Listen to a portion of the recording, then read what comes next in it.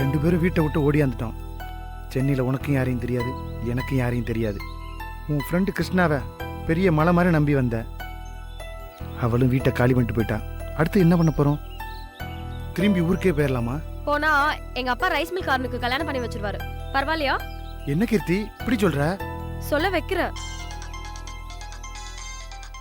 வீட்ல இருந்து தான் ஃபோன். லவ் பண்ணா மட்டும் பத்தாது, தைரியம் வேணும். நான் எவ்வளவு தைரியமா இருக்கேன் பாரு. ஆமாம்மா, உங்க தைரியம்லாம் எனக்கு இல்ல. ஆமா, ஆக்சுவலி நாளைக்கு நல்ல முகூர்த்தம் இருக்கு. திருப்பதியில வச்சு கல்யாணம் பண்ணிக்கலாம் தானே புறப்பட்டோம். இப்போ எதுக்கு சென்னைக்கு ப்ரோக்ராம் மாத்துன? சொல்றேன், எங்க அப்பா தான் அடிக்கிறாரு. அப்புறம் சொல்றேன். காலையில குளிச்சுட்டு லாட்ஜ்ல ட்ரெஸ் மாத்தும் போது இதுதான் சொன்னேன். இப்பவும் இதையே தான் சொல்ற. எனக்கு இப்ப தெரிஞ்சாகணும், சொல்லு. ஒன்றும் இல்லை, எங்கள் அப்பா என் ஃப்ரெண்ட்ஸ் எல்லாரையும் கட்டி போட்டு அடிச்சிருக்காரு. அவனுங்க நம்ம திருப்பதி பிளானை சொல்லிட்டானுங்க. எங்கள் அப்பா திருப்பதிக்கே புறப்பட்டு போயிட்டாராம். ஓஹோ, உனக்கு நான் ஒரு ஷாக்கிங் நியூஸ் சொல்லட்டுமா? என்ன? எங்க அப்பா சென்னையில இருக்க அவர் ஃப்ரெண்ட்ஸ் கிட்ட என்னோட போட்டோவும் உன்னோட போட்டோவும் கொடுத்து இங்க இருக்க லாட்ஜ்ல எல்லாம் தேட சொல்லியிருக்காரு. ஐயோ, யார் சொன்னாங்க? எங்க அம்மாவுக்கு கால் பண்ண ஓன்னு அழுதுகிட்டே விஷயத்த சொன்னாங்க. என்னால் தாங்க முடியல, அதான் கட் பண்ணிட்டேன். இப்போ என்ன பண்றது? நாம எங்க தங்குறது? நான் ஒரு ஐடியா வச்சிருக்கேன். என்ன ஐடியா? கிருஷ்ணா நம்பர் கிடைச்சு அவ வர வரைக்கும் நான் அந்த அம்மா வீட்லயே இருக்கேன். லாட்ஜ்ல எல்லாம் தங்க வேண்டாம். அப்பனா நீ ஆம்பளை தானே, பகல் எல்லாம் பஸ்ல சுத்திட்டு இரு. நைட்ல ஏதாவது பிளாட்ஃபார்ம்ல படுத்து அட்ஜஸ்ட் பண்ணிக்கோ, அதான் சேஃப். அதுவும் சரிதான். அப்புறம் ஃபோன் சுவிட்ச் ஆஃப் பண்ணி வச்சிருப்பேன். நீ ஒன்றும் டென்ஷன் ஆகாத. 1 மணி நேரத்துக்கு ஒரு வாட்டி நானே ஃபோன் ஆன் பண்ணி பேசுவேன், ஓகேவா? நானும் அதை தான் பண்ண போறேன். இப்ப மணி 11. அடுத்த 12 மணிக்கு நம்ம 2 பேரும் ஃபோன் ஆன் பண்ணி பேச போறோம், ஓகேவா? ஓகே. சென்னை நம்பர் அந்த அம்மாவா தான் இருக்கும். ஒரு நிமிஷம். ஹலோ கீர்த்தி, சொல்லுங்க ஆண்டி. எங்கம்மா இருக்க? பசிக்குதா ஆண்டி, ஹோட்டல் தேடிட்டு இருக்கேன். நீ ஏமா ஹோட்டல்ல சாப்பிட்டு வயித்த கெடுத்துக்கிற? நீ நேரா கிளம்பி நம்ம வீட்டுக்கே வா, இங்கேயே சாப்பிட்டுக்கலாம். ஓகே ஆண்டி, நான் உடனே வரேன். உடனே வாம்மா. வரேன் ஆண்டி. ஐயோ, திருப்பி கால் பண்றாங்க. நான் ஃபர்ஸ்ட் மொபைலை ஸ்விட்ச் ஆஃப் பண்றேன். சரி, நம்ம அடுத்த 1 மணி நேரத்துக்கு அப்புறம் ப்ரோக்ராமை ஃபிக்ஸ் பண்ணிப்போம், ஓகே? ஓகே.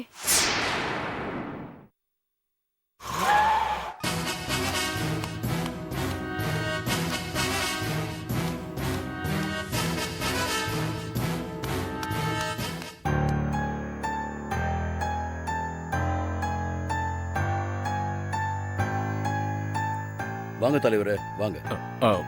வாங்க மாமா. பயப்படுற மாதிரி ஒண்ணும் இல்லையே. பயப்படுற மாதிரி ஒண்ணும் இல்ல மாமா, லேசான மயக்கம் தான். இருந்தாலும் நேத்து ராத்திரியில இருந்து 2 தடவை மயங்கி விழுந்துட்டா. அதான் டாக்டர் வரவழைச்சிருக்கேன். எங்க இருக்கான் அவன்? அது அந்த ரூம்ல இருக்கான்.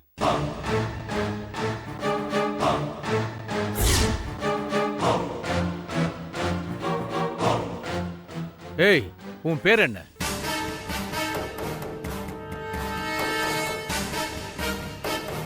செபாஸ்டின் சார். என் பொண்ணு உன்னை லவ் பண்ணல? ஆமா சார். எத்தனை வருஷமா அவ உன்னை லவ் பண்ணா? 3 வருஷமா. 3 வருஷமா ஒருத்தனை லவ் பண்ணிட்டு கொஞ்சம் கூட உன்னை பத்தி கவலையே படாம இன்னொருத்தன் கையில அவ தாலி வாங்கிக்கிட்டாங்கறியா? ஆமாங்க. அப்படிப்பட்ட பொண்ணு செத்தா சாகட்டோன்னு தலை முழுகிறத விட்டுட்டு திரும்பி ஏன்டா தேடி வந்திருக்க? அது வந்து என்கிட்ட ஃபைட் பண்ணி அவளை கூட்டிட்டு போய் சாகடிக்க ஏதாவது பிளான் பண்ணி வச்சிருக்கியா? ஐயோ, அதெல்லாம் இல்லைங்க. நான் வேணிய உயிருக்கு உயிரா லவ் பண்றேங்க. அவ கூட வாழணும் தாங்க போராடிட்டு இருக்கேன். டேய், உன்னை மறந்துட்டு இருக்கிற அவளுக்கு எப்படி உன்னை ஞாபகப்படுத்துறது? 3ஆம் பர கமலஹாசன் மாதிரி ஆறாராமான்னு ஆடி காட்டுவியா? என்ன சார் கிண்டல் பண்றீங்க? பின்ன என்னடா பாராட்டுவாங்க நினைச்சியா?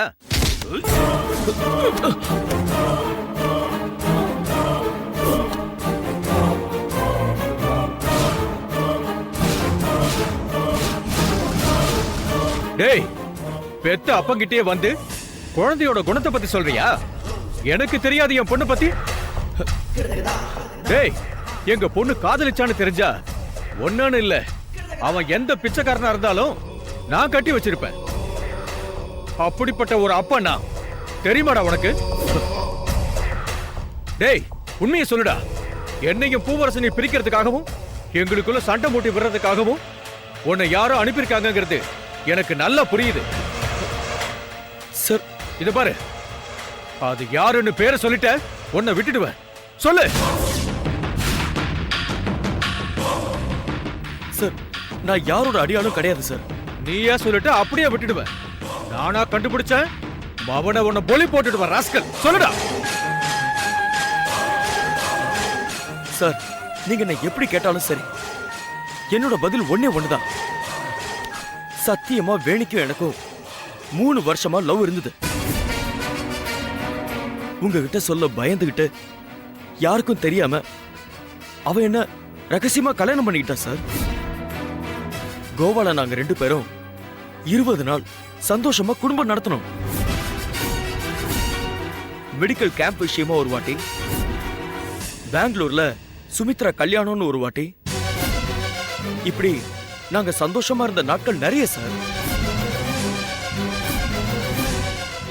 சரியா சொல்லணும்னா உங்க ஆசீர்வாதத்தோட மட்டும் எங்க கல்யாணம் நடந்திருந்ததுன்னா இந்நேரம் வேணி கர்ப்பம்னு தகவல் வந்து நீங்க தாத்தாவா இருப்பீங்க.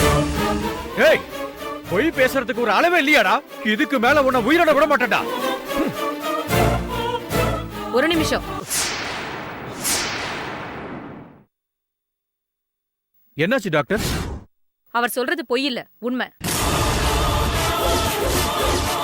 வேணி கர்ப்பமா இருக்காங்க.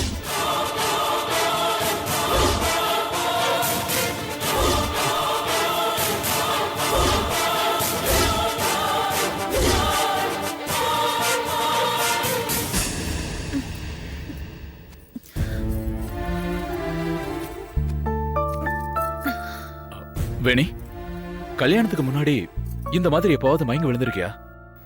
இல்ல. டாக்டர் செக் பண்ணதா சொன்னீங்களே, என்ன சொன்னாங்க? ஒன்னும் சொல்லல. நீ அதிகமா ஸ்ட்ரெயின் பண்ணக்கூடாதுன்னு மட்டும் சொல்லியிருக்காங்க. அந்தாள் எங்க? உன் அப்பா கிட்ட கீரல் விழுந்த ரெக்கார்ட் மாதிரி அதையே சொல்லிட்டு இருப்பான். கொஞ்ச நாளைக்கு முன்னாடி ஒருத்தன் கோர்ட்டுக்கு போய் ஒரு நடிகையோட பேரை சொல்லி அவங்க தான் என் மனைவின்னு ஒருத்தன் கேஸ் போட்டான்ல, அந்த மாதிரியான கேஸ் தான் இவன் நினைக்கிறேன். பாருங்க டாக்டர். இப்ப எப்படிமா இருக்கு? பரவாயில்ல டாக்டர். அப்பா, இவ யாருன்னு எனக்கு தெரியாதுப்பா. இவ வந்து எனக்கு தாலி கட்டினத சொல்லி கதை விட்டுட்டு திரியறாப்பா. இவன வேணி, இப்படி எல்லாம் ஆவேசப்படக்கூடாது. உண்மை தெரியணும்ல. என்ன உண்மை தெரியணும்? உன்னோட வயித்துல வளர்ற வாரிசுக்கு அப்பா யாருன்னு தெரிய வேண்டாமா?